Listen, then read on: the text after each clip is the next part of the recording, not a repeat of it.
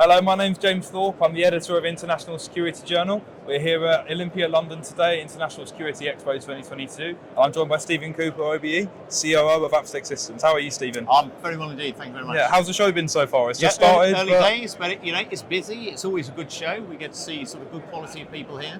Yeah. So far so good. Brilliant. A long way to go, yeah. Good to hear. Yeah, a long way to go. So obviously Apstec have been designing security screening technology for over a decade now. Can you tell us a little bit about the problems you're solving for end users, please? Yeah, so I suppose all of this started off in the late 90s, early 2000s. Yeah. And if you remember, there was a spate of attacks on public places. So hitherto, attacks on crowded places hadn't been really in vogue. Yeah. And then we had the London attacks, we had the Madrid bombings, and internationally people were looking for a solution to suicide terrorism. Yeah. And really that's where this came in, but it needed to be proportionate, it needed to be a technology that took lots of people, that was practical, and was something people could live with day to day. So this is all about high throughput screening, looking for terrorist threats to public places.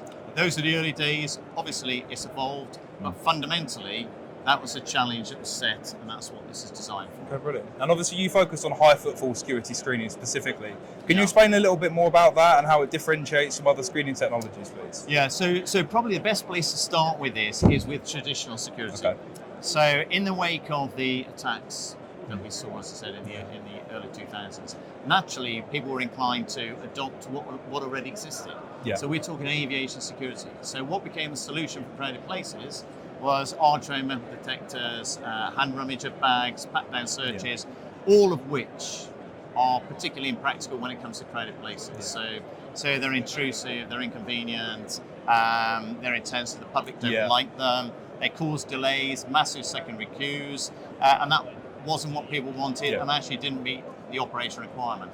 This really just allows people to pass through it without divesting, and this is Human Security Radar. This is the latest version, version 4, and it's looking to screen thousands of people an hour without inconveniencing the public and giving the venue owner or the venue operator confidence that everybody's been screened to the same level for threats to these crowded places. Fantastic, and obviously publicly accessible location security is a key topic of discussion here at International Security Expo 2022. And can you explain a little bit more how you fit into this? I know you mentioned the mass screening requirement Yeah, so sort of building on that really, what we're trying to achieve here is we're trying to deliver a practical and pragmatic technology.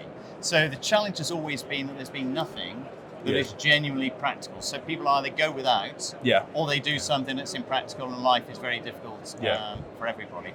This is intended to sort of fit in there fairly seamlessly.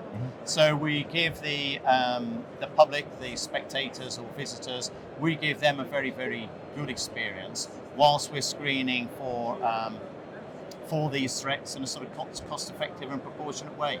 And I think Eli, you talked about publicly accessible locations and things like the protect duty. I think it's this sort of technology and its proportionality. This is the byword of this, and to that end, this is why it really fits so well into this sort of environment. Brilliant. And we've obviously touched on proportionality, but are there any other kind of key benefits you can explain for the end user from who adopted these type of solutions? So I'll start with the most obvious in some respects, because this isn't aviation security. And obviously traditional security, arbitrary metal detectors, baggage x-ray, is very traditional. It's aviation, looking for very small threats. This isn't. But what this gives you, it gives you confidence that you've screened people to the same level. So, a good few years ago, I was head of security for the Olympic Park and Village and looked after 370 search lanes. And searching on that scale involves a lot of people. And the biggest challenge is managing people, assuring people, making sure that people are being screened to a constant level. This never loses its focus. It never gets distracted. It always delivers that security effect. So the first one is security. Although, clearly it's not aviation security. Then you get cost effectiveness. So if this is, you're talking about thousands of people an hour. So we've had this installed with throughputs of 5,000 and 6,000 an hour. That's an awful lot of arbitrary metal detectors. So if you put 2 or 3 people with all those arbitrary metal detectors, supervisors, that's a lot of people. So it's very, very cost effective. It gets people into a venue. So for most venue operators, they want people to be buying food, t-shirts, they want people to be spending money. So every minute they're sitting in a queue, not only are they vulnerable to attack from people outside the venue, but actually they're not spending their money in the venue. And then of course you've got things like the look and feel, so it's a better look and feel, and you've got the experience of the individual as well. So I'm sure there are more, but there's quite a few. There's quite a few reasons to change, but security is a very, very traditional business. Oh, fantastic. And kind of finally, looking ahead to the future, I mean, we all know it's kind of tricky to predict at times, but over the next 5 years, how do you see this progressing? Well, interestingly, when we saw the emergence of the Islamic State and Al-Qaeda a good number of years ago now, everybody said that this is a battle that's going to take at least a generation.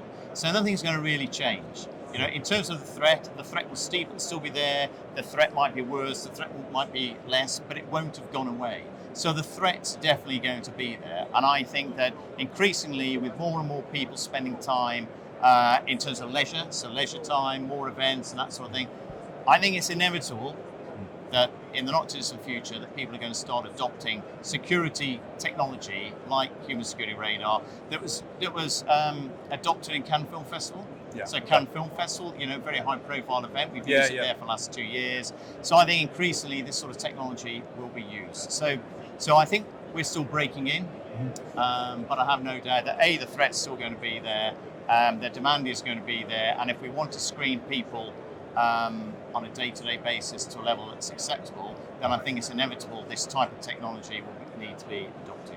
Fantastic. Thank you for speaking to us today, Stephen. My pleasure. Brilliant. Thank you.